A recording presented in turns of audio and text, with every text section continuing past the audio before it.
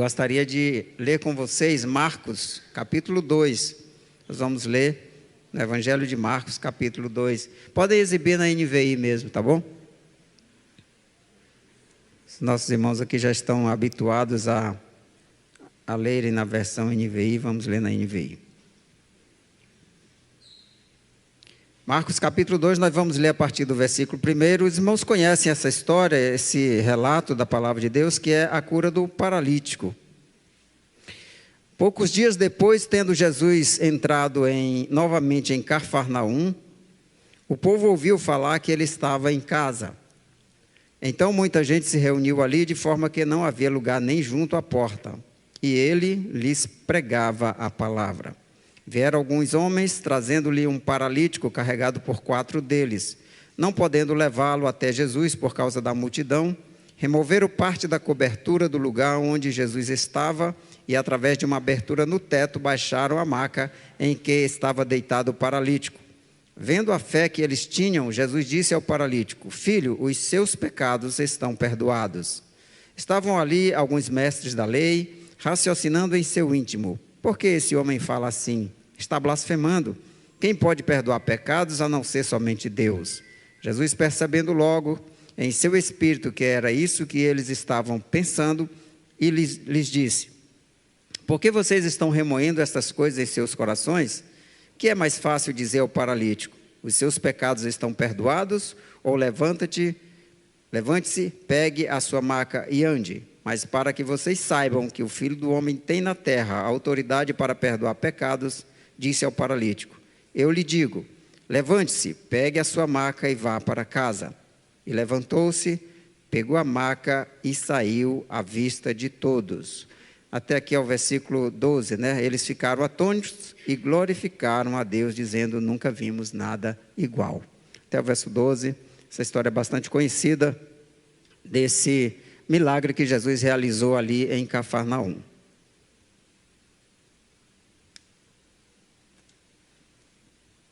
Aqui na nossa tradução, o título para essa leitura é o paralítico de Cafarnaum.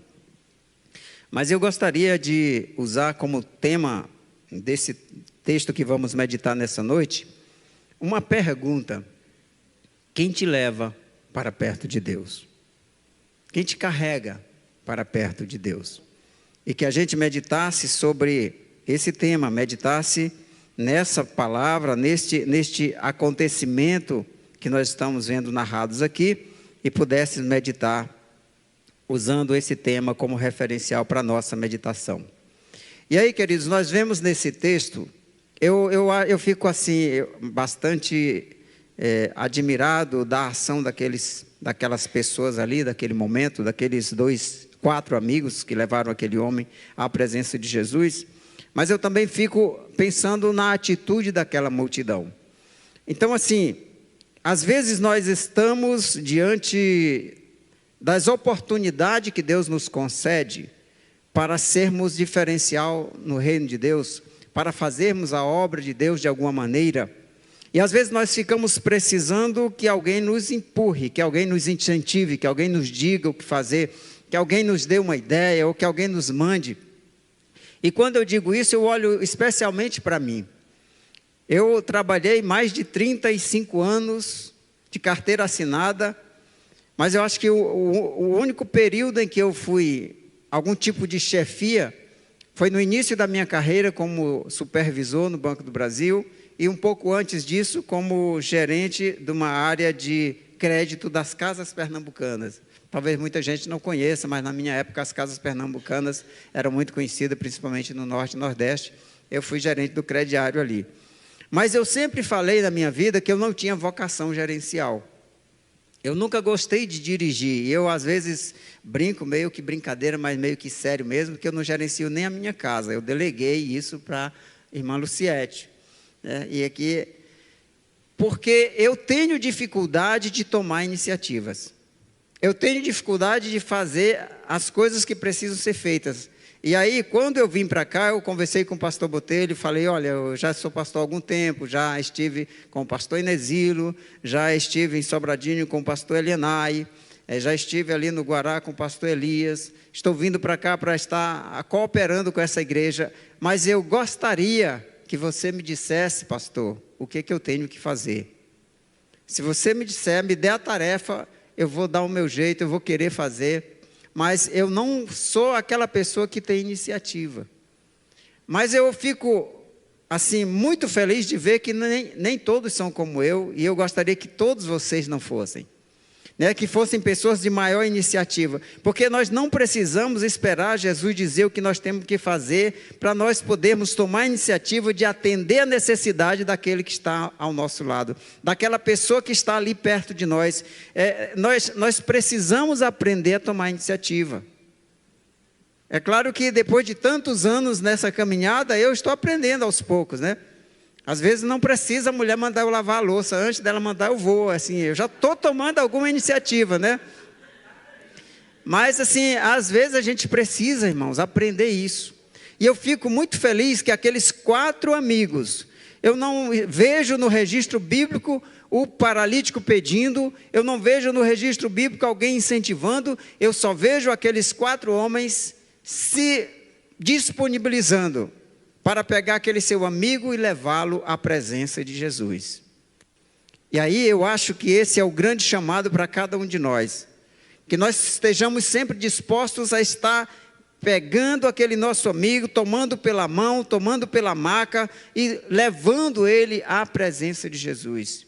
Eu não sei qual é a pessoa que está precisando, às vezes, irmãos, é alguém aqui do nosso lado, às vezes é um irmão da igreja, é uma pessoa que está conosco ali e que talvez esteja usando uma muleta espiritual para conseguir sobreviver, está numa maca prostrado porque está espiritualmente debilitado, e nós podemos ser esse amigo que carrega essa maca até a presença de Jesus. Essa pessoa que coloca esse irmão, essa irmã no ombro e apoia ela nessa sua muleta espiritual, mas vamos caminhar até onde está Jesus, para que Jesus faça o milagre na vida dessa pessoa. Não é somente o milagre na vida física, que Jesus cura fisicamente, eu sou testemunha disso, mas também o resgate, a restauração da vida espiritual, que é o muito mais importante. E se você observar nesse texto da palavra de Deus, a primeira coisa que Jesus fez não foi curar o paralítico, mas foi curá-lo espiritualmente. Perdoado estão os teus pecados. A primeira cura que Jesus realizou na vida desse homem foi perdoar os seus pecados. E eu também fico assim admirado da indiferença e também do egoísmo da multidão que estava naquela casa. Eu imagino que a casa estava cheia, porque disse que não havia lugar nem junto à porta. Eu imagino que talvez por fora da casa tivesse pessoas talvez tentando entrar, ou aglomerado tentando ver o que estava acontecendo. Eu sei que havia ali uma multidão compacta. Mas você imagina, chega ali, está aquela multidão compacta ali, em volta da casa, em volta de Jesus, dentro da casa, e chega 4 pessoas carregando um paralítico, e eles não abrem caminho. A Bíblia diz que eles não conseguiram entrar. Veja o nível de indiferença e de egoísmo daquelas pessoas que estavam ali em volta. Porque eu imagino que seria natural, se está uma multidão compacta aqui, você chega com alguém doente, um peso ali, você chega com licença, dá licença. Eu imagino que era natural que as pessoas fossem abrindo espaço para aquela pessoa entrar. Mas não foi isso que aconteceu. Uma vez eu vi uma cena muito bonita em Belém, nos 90 anos da Assembleia de Deus em Belém. O evento foi no estacionamento do Mangueirão, do estádio do Mangueirão em Belém. Uma multidão enorme, eu não tenho ideia do tamanho daquela multidão, mas eu sei que era uma multidão gigantesca, todo aquele estacionamento lotado, um palco montado lá na frente. E aí o pastor Samuel Câmara veio à frente e disse assim: meus irmãos, eu vou pedir uma coisa para vocês. Os irmãos que estão aqui à frente, encostados no palco, eles estão sendo esmagados pela multidão. Então eu vou dar um comando para vocês, eu vou contar até 3. E quando eu disser 3, eu quero que todos vocês Do último irmão que está lá no final do estacionamento, até o irmão que está aqui na beira do palco, todos vocês dêem um passo para trás. E ele contou 1, 2, 3, e a multidão se moveu em um só movimento. E ele disse, muito obrigado, as pessoas agora estão conseguindo respirar aqui na frente. Então, eu acho que se há um interesse, se há realmente um sentimento de responsabilidade, de amor, de compromisso, certamente, por maior que seja a multidão, ela vai ceder espaço para quem precisa. Mas essa multidão que estava aqui neste evento, nas proximidades de Jesus, obstruindo a porta, não abriu espaço para aqueles homens. Agora, isso significa dizer que não é porque eu estou perto de Jesus que eu estou contribuindo para o reino. Não é porque eu estou perto de Jesus que eu estou sendo útil ao reino. Eu posso estar perto de Jesus e estar atrapalhando a obra de Deus. É preciso que eu olhe para mim mesmo, que você olhe para você mesmo e pense assim, o que é que eu estou fazendo aqui? Será que eu estou apenas obstruindo a porta? Será que eu estou apenas dificultando que outros possam entrar? E foi o que Jesus disse para os líderes religiosos daquela época. Ele disse, vocês são tais que vocês nem entram e não deixam entrar aqueles que querem entrar no reino de Deus. Os religiosos daquela época estavam atrapalhando as pessoas de alcançarem o reino de Deus. Assim como aquela multidão, estavam impedindo aquelas pessoas de chegarem à presença de Jesus. E eu preciso estar sempre consciente, ou tentando ser consciente de mim mesmo, daquilo que eu falo, daquilo da minha maneira de agir, aquilo que eu estou fazendo para me policiar, para que aquilo que eu digo, aquilo que eu faço, aquilo que eu contribuo para o trabalho da igreja, esteja de fato contribuindo para o crescimento do reino de Deus, contribuindo para que pessoas sejam alcançadas pelo reino de Deus, contribuindo para que vidas sejam levadas à presença de Jesus. Porque aquela multidão estava perto de Jesus, mas eles estavam atrapalhando as pessoas de chegarem até Jesus. Por outro lado, o que esse texto me ensina é que nós não devemos parar no primeiro obstáculo. Eu imagino que se fosse eu, tinha dito, olha, já tentamos, o povo não arreda do pé, não abre espaço, olha, eu sinto muito, a gente fez o que pôde. Até eu imagino aquele paralítico dizendo isso, né? Olha, obrigado meus amigos, vocês fizeram o que puderam, vocês fizeram o esforço de vocês, já me trouxeram de lá de casa até aqui, mas eu já vi que realmente está além da possibilidade de vocês. Olha, eu entendo, muito obrigado, mas infelizmente vamos ficar por aqui. Eu sou naturalmente pessimista. Eu não sei se eu já era antes ou se eu adquiri isso por causa do trabalho na TI. Quem é de TI aqui? Tem alguém que é programador aqui? A Luciana levantou ali, né? É que assim, em TI, a gente tem que ser obrigatoriamente pessimista. Porque quando você programa alguma coisa, você tem um algoritmo que a gente chama de caminho feliz. O que é o caminho feliz? É como as coisas deveriam ser do começo ao fim para dar certo aquilo que você queria. Eu aperto no botãozinho aqui na minha tela e ela faz o que deveria fazer. Mas, como programador, você tem que ser pessimista e pensar, e se o usuário fizer isso?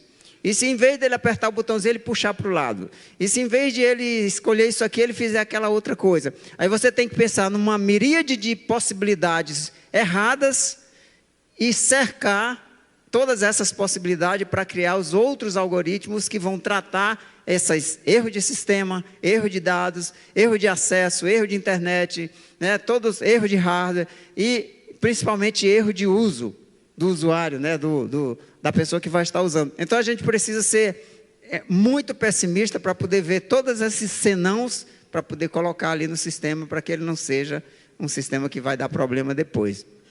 Eu não sei se eu aprendi a ser pessimista depois ou se eu já era antes, mas eu sou naturalmente pessimista. E eu fico pensando naquele paralítico, pensando assim, olha, a gente tentou, né? Não deu certo. Vamos deixar para lá, eu vou continuar como estou aqui. Mas eles só tinham tentado o caminho feliz. Eles ainda não tinham tentado as outras alternativas, né? E eu fico muito admirado de ver a persistência daqueles amigos. Dizer, não, nós não vamos desistir aqui, Jesus está ali dentro, está tão pertinho, a multidão não deixa a gente passar, mas nós vamos encontrar uma forma de chegar até Jesus. E aí pensam daqui, pensam dali, aí se a gente descer por cima do telhado, né? Às vezes a gente pensa que foi fácil, né? Não, foi só tirar umas telhazinhas dali. Olha, irmãos, as construções ali naquela região do Oriente Médio, elas não são feitas de telhas como a gente conhece aqui. Normalmente é madeira, é algum tipo de fibra, possivelmente argila por cima da fibra. Abrir aquele telhado não foi fácil. E detalhe, era para passar, não era um corpo pendurado. Às vezes a gente vê nos filmes essa cena desse momento, e a gente vê a pessoa abre um buraquinho, alguém mete a cabeça ali, depois o paralítico já está aos pés de Jesus ali. Mas tiveram que abrir um buraco para passar uma maca. Um buraco enorme naquele telhado. Eu fico imaginando Jesus pregando aqui, ensinando, e o barro caindo ali no meio. E aí Jesus olha para cima e o pessoal mexendo lá, arrancando madeira, arrancando barro, o barro caindo, e Jesus, pois é, como eu estava ensinando e tal, e aí de repente, cai um monte de barro ali, todo mundo para, olha, e Jesus, pois é, como eu estava dizendo, e Jesus continua ensinando, até que a maca desce na frente dele. E aí a Bíblia diz que ele, vendo a fé daquelas pessoas, falou ao paralítico, perdoado estão os teus pecados. Finalmente, ele chega à presença de Jesus, né? Por causa da insistência, da persistência daqueles amigos. Não devemos permitir que os obstáculos sejam desculpas para que nós deixemos de fazer aquilo que nós entendemos que devemos fazer para Deus. Não devem ser desculpas para que nós deixemos de fazer aquilo que Deus colocou no nosso coração para fazer para o seu reino ou para alguém que está ao nosso lado. Os obstáculos não são desculpas, irmãos. Eu vi uma frase essa semana que eu achei muito interessante, dizendo assim, que os seus problemas, os seus desafios, os seus problemas não podem ser desculpa para que você deixe de servir alguém. E aí a frase continuava, Jesus lavou os pés dos discípulos enquanto estava indo para a cruz. Então, nós não podemos permitir que os obstáculos que nós vamos de fato ter à nossa frente, sejam impedimentos que venham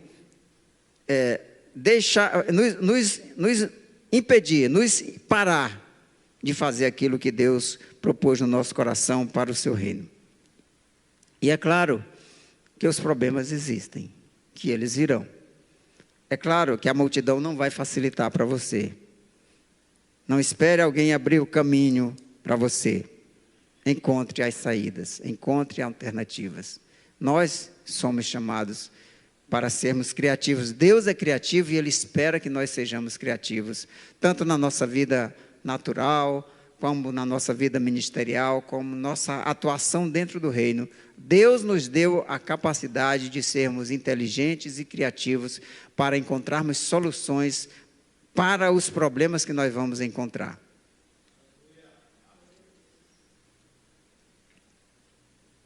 E eu estou falando de problema de verdade, né, irmãos? Porque se tem uma coisa que crente é especialista em arranjar problema onde não existe, sabe? Falar nisso, o problema do estacionamento foi resolvido? Não, é porque assim, a gente é muito fácil a gente arranjar problema, principalmente para levar para o pastor. Ele, ó, vem aqui, liga para o pastor. Pastor, é o seguinte, ó, domingo passado, você não sabe, mas olha, eu não consegui estacionar meu carro, porque o diácono que devia estar lá não chegou atrasado, o estacionamento estava fechado, não sei o quê, tal.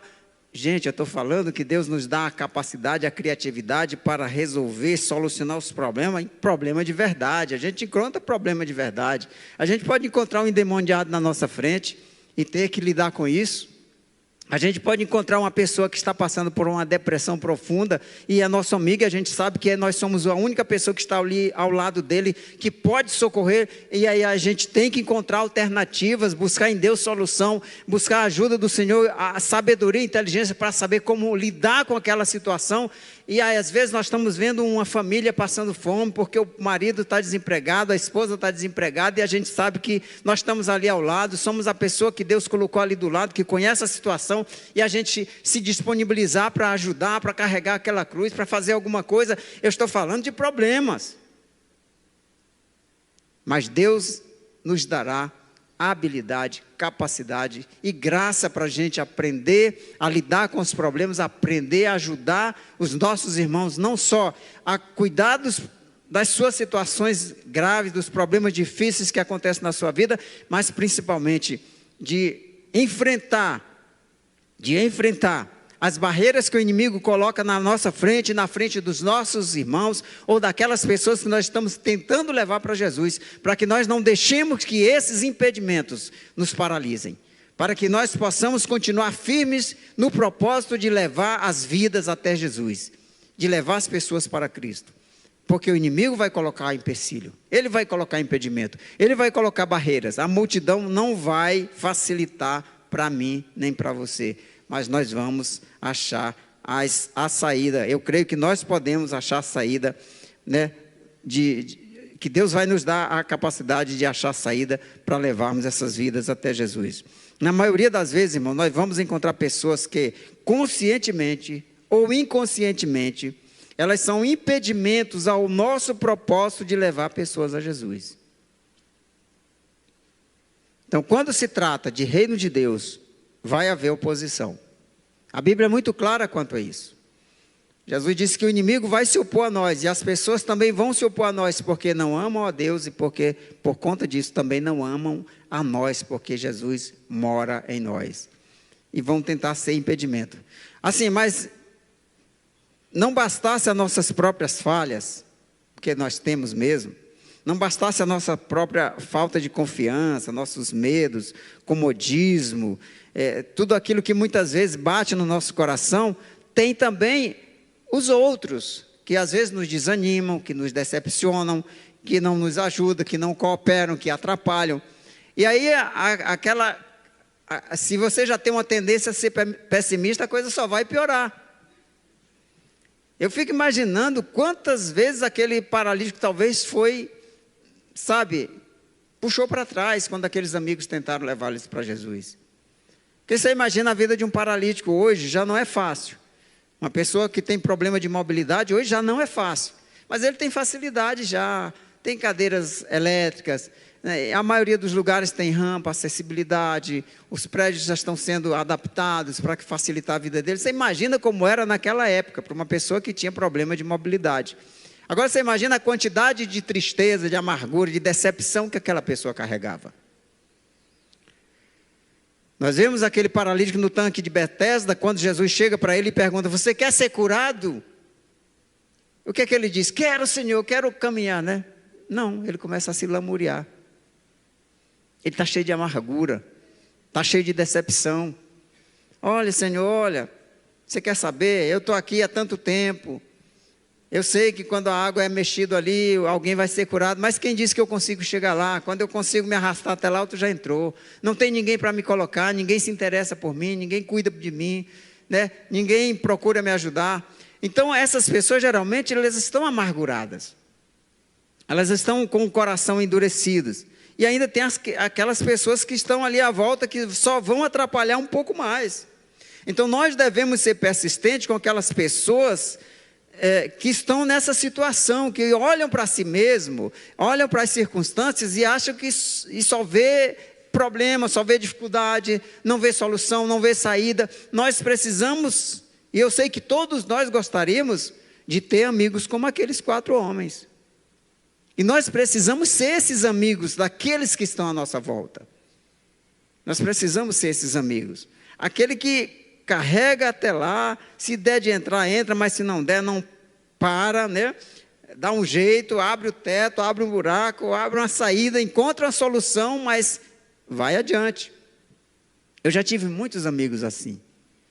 Até mesmo quando foi para eu me aposentar, agora já há pouco tempo, uma pessoa que eu nem conhecia de perto assim, mas cruzávamos nos corredores do ministério algumas vezes, ela era mais próxima do diretor, da secretaria, e às vezes ela falava comigo e ela ficava dizendo, olha, não é o tempo ainda, não é a hora ainda, calma, calma que tem coisa melhor, espera um pouquinho e tal. E ela foi me ajudando, e aí depois foi dando as dicas, aí depois mostrava quais eram as instruções que eu devia ler, para eu saber como fazer. E assim, é muito bom quando você tem pessoas assim que te dão a direção, que te orientam, que te carregam, né? que está interessado em descer você pelo telhado, né?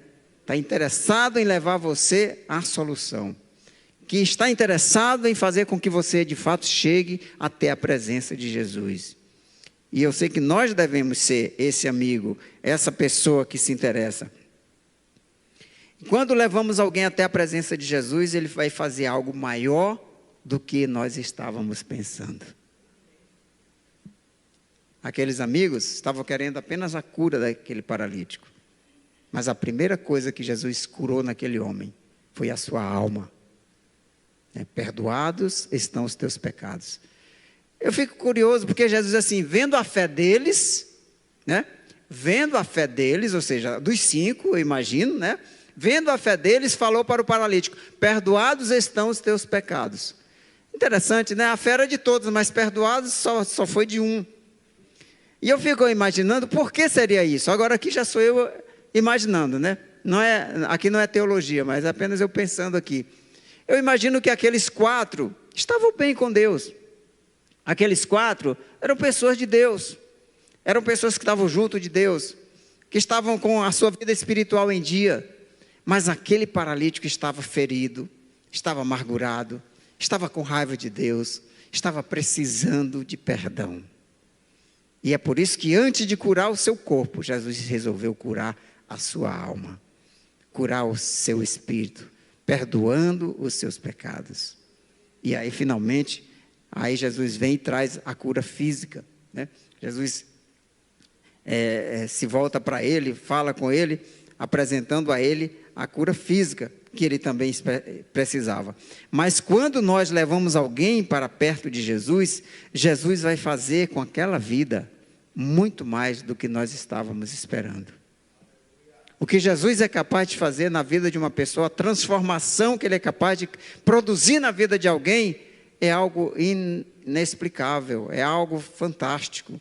Então, todos nós aqui que temos ajudado pessoas, por exemplo, a irem para o cursilho, e ali Deus trabalha, Deus transforma, e a gente vê o agir de Deus na vida dessas pessoas, a gente fica maravilhado com aquilo que Deus faz na vida dessas pessoas, e o quanto essas pessoas se tornam pessoas melhores, se tornam pessoas brilhantes, pessoas felizes, e aí a gente às vezes está querendo apenas a salvação da pessoa, mas às vezes Deus salva uma família inteira, salva um casamento, né? E por quê? Porque Deus sempre faz mais do que esperamos, né? Ele sempre vai fazer muito mais além daquilo que pensamos ou pedimos, não é isso que diz a sua palavra? Então Jesus sempre vai fazer mais do que nós estávamos pensando, esperando de Jesus.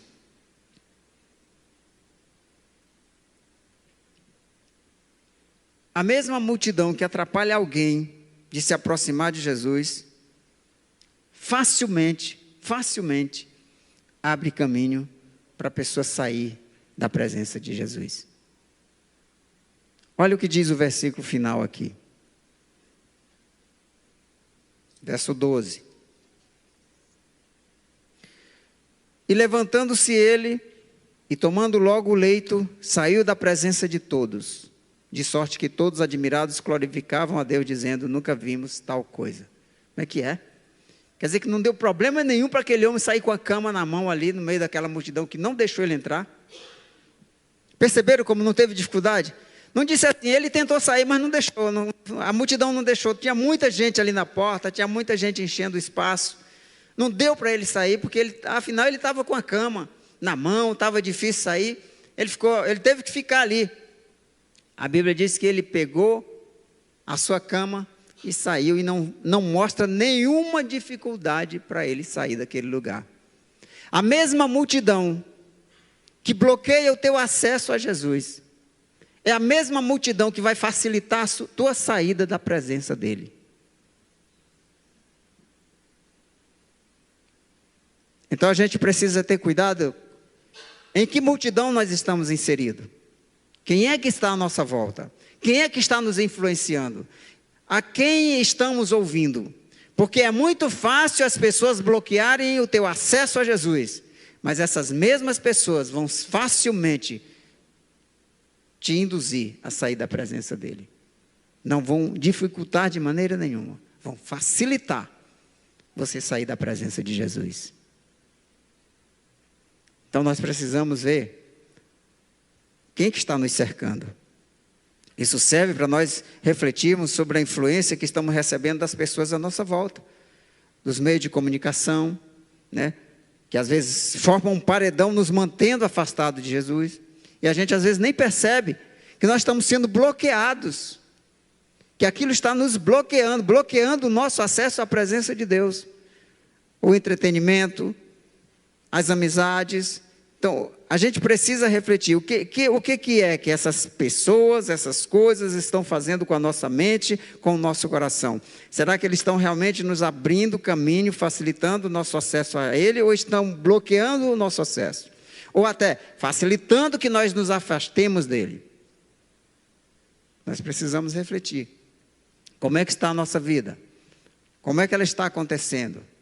O que nos influencia? O que nós estamos ouvindo? Que conselhos nós estamos ouvindo?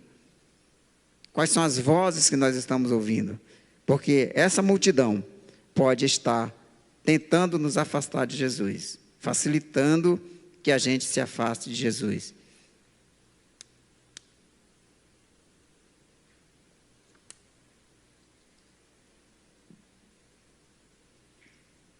Paulo, quando ele fala aos Tessalonicenses, primeira carta de Paulo aos Tessalonicenses, essa carta foi escrita porque Paulo teve que sair fugido da cidade por causa da perseguição, e depois as pessoas já não estavam reconhecendo totalmente a autoridade de Paulo ali, começando a questionar a autoridade de Paulo. Paulo teve que escrever a primeira carta para eles, para mostrar o agir de Deus na vida deles, por meio dele, Paulo. E aí Paulo ele usa 4 metáforas para falar do trabalho que ele fez ali. A primeira metáfora que Paulo usou foi a metáfora do mordomo. Embora o texto não fale sobre isso, o texto fala que ele levou ali para aquela comunidade a palavra de Deus, um tesouro de Deus, e ele, Paulo, era responsável por isso. Ele se sentia impelido a levar o reino de Deus para aquele lugar, para aquelas pessoas. A segunda metáfora e a terceira, ele fala de pai e mãe. Ele disse que ele foi amoroso com eles como uma mãe, mas foi firme como um pai. E a quarta metáfora, ele faz a metáfora do atalaia, que ele diz que o atalaia é aquele que é responsável por anunciar as coisas do reino. Nós não devemos deixar que o mundo nos influencie a ponto de nós esquecermos quem nós somos. Hoje, quando falávamos, foi o nosso núcleo de convivência hoje, foi um dos últimos, né? Domingo, já encerrando aqui o primeiro texto que nós estamos vendo no núcleo de convivência, estamos falando sobre o novo nascimento, sobre vida eterna, vida espiritual, e nós estávamos falando uma pergunta que fazia esse seguinte questionamento: como você explica a expressão está no reino, aliás, está no mundo e não ser do mundo, né? E nós falamos a questão, o exemplo que eu consigo ver, que é bíblico também, o exemplo do diplomata, né? de um embaixador, né? Obrigado, um embaixador. A Bíblia diz que nós somos embaixadores de Deus aqui na terra, né? Então, além de nós sermos esse mordomo que tem um tesouro nas mãos, esse tesouro que nós temos é a palavra de Deus, é o Espírito Santo que nós temos para levar as pessoas, nós também temos a responsabilidade, como Paulo, de sermos cuidadosos, amorosos, né? De sermos verdadeiramente como uma mãe espiritual para as pessoas que estão à nossa volta, para as pessoas que nós precisamos levar a Jesus, mas também sermos firmes, não sermos lenientes, não sermos coniventes com o pecado, com o erro, como um pai que cuida, que corrige, mas nós temos que ser também esse arauto que realmente leva a palavra da verdade, que não esconde a palavra, que sabe da responsabilidade que tem de fazer com que as pessoas escutem aquilo que o rei quer que elas escutem, que elas fiquem sabendo. O arauto, na época de Paulo, era como hoje o diário oficial da União, o diário oficial dos estados. Tudo tinha que ser publicado para que se tornasse conhecido de todos, as leis, as decisões.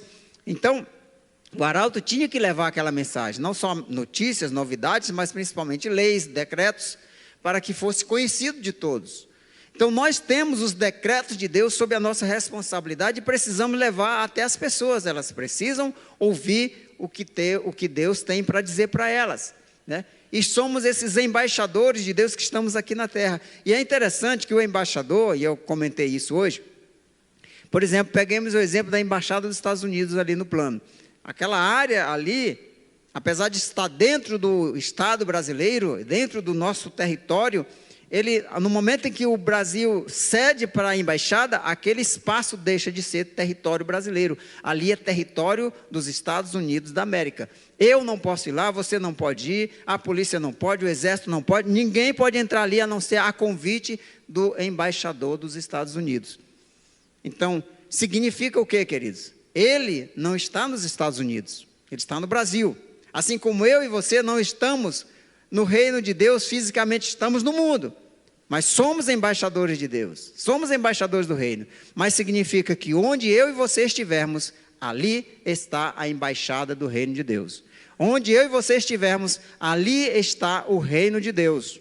O inimigo não nos toca, o inimigo não tem permissão, autoridade para invadir o espaço que nós estamos ocupando, porque é espaço do reino de Deus. Como embaixadores, nós estamos declarando o lugar onde nós pisamos uma embaixada do reino de Deus. Então, nós devemos entender que nós somos chamados para levarmos as pessoas à presença de Cristo. Nós podemos chamar as pessoas que estão no mundo para que elas entrem na embaixada, mas elas só podem vir se nós convidarmos. Elas só podem entrar se nós convidarmos. Mas nós, como embaixadores de Cristo, nós devemos trazer as pessoas para dentro do reino de Cristo. É responsabilidade nossa trazer as pessoas para o reino de Deus. Então eu vejo algo similar com a atitude de Paulo, a atitude daqueles homens. Eles botaram, assim, eles tiveram aquele amor, né, aquele cuidado. Talvez tiveram que falar duro com ele quando ele estava desanimando, dizendo, não vou mais. Você vai, nós vamos levar você, né, com amor e com firmeza, vamos tentar outra opção. Então, eu sei que muitas vezes, né, nós temos que ser amorosos, mas temos que ser firmes para ajudar as pessoas a saírem do erro. Mas nós precisamos fazer isso com o amor de mãe. Com o amor de mãe. Mas com a responsabilidade de um embaixador. Com a responsabilidade de um arauto. Com a responsabilidade e a firmeza de um pai que se importa, que cuida do filho. Olha, eu não sei você, querido. Assim, mas para mim, em mim, assim, a atitude daqueles homens me causa um certo desconforto, daqueles amigos do paralítico, sabe? Porque olhando para a minha vida, eu fico me perguntando quantos telhados eu já abri. Aí você pode olhar para a sua vida e pensar, quantos telhados você já descobriu? Quantos paralíticos espirituais você já levou até a presença de Jesus? É uma coisa que a gente tem que pensar, sabe? Será que eu estou me interessando pelos paralíticos espirituais, os doentes espirituais que eu estou vendo à minha volta? Será que eu estou disposto a subir no telhado, abrir o telhado e descer essas pessoas até a presença de Jesus? Ou simplesmente eu esbarro na primeira barreira, na primeira multidão, no primeiro obstáculo e digo, olha, eu fiz a minha parte, deixa para lá, não era da vontade de Deus. Isso aí é porque isso aí deve ter nascido para se perder mesmo. Isso aí não nasceu para ser salvo, não. Deve estar predestinado ao inferno, isso aí. Será que é assim que acontece comigo e com você? Que assim, olhando para a minha vida, eu percebo que talvez não foram muitos os telhados que eu abri, sabe? Por isso a atitude deles me incomoda. Mas eu tenho uma boa notícia. Se isso mexe com você, isso mexe comigo. Mas se isso mexe com você também, eu tenho uma boa notícia. Nós estamos cercados de doentes, de paralíticos espirituais, esperando que sejam levados por nós até a presença do Senhor. Se nós olharmos à nossa volta, sempre vamos ver que tem alguém ali disponível, precisando, para que a gente pegue pela mão. E assim, o exemplo desse texto bíblico é que às vezes você sozinho não consegue. Às vezes tem que pedir ajuda de alguém, tem que ser, Ismael, vamos lá comigo, vamos conversar com aquela pessoa, né? O Edésio, vamos lá comigo, aquela pessoa ali, eu preciso falar com ela, mas eu sozinho não estou conseguindo. Às vezes tem que ser 4, né? Para levar o paralítico e descer pelo teto até a presença de Jesus. Mas o interessante é que o médico dos médicos, que cura fisicamente, que cura espiritualmente, que salva e leva para o céu, continua aqui no meio de nós, querendo salvar vidas, querendo perdoar pecados. Nós precisamos ser esses amigos, que pega a maca e leva as pessoas até a presença de Jesus. Querido, paralítico não vai sozinho até a presença de Jesus. Morto espiritual não vai ser ressuscitado se nós não levarmos à presença de Jesus. Nós precisamos levar as pessoas à presença de Jesus, para que sejam ressuscitados espiritualmente, para que sejam curados espiritualmente e para que sejam curados fisicamente também. Porque eu creio nisso e sou testemunha de que Jesus cura das doenças físicas também, de depressão, né? De ansiedade, de malária. Eu fui curado de malária por Jesus. Já dei esse testemunho aqui algumas vezes. Então, eu fui curado por Jesus de gastrite, uma gastrite extremamente agressiva, que não tinha, os médicos não estavam dando jeito, e eu fui curado por Jesus. Jesus continua curando, e Jesus continua perdoando, Jesus continua salvando.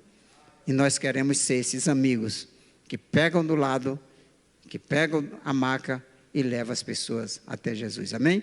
Que Deus abençoe sua vida.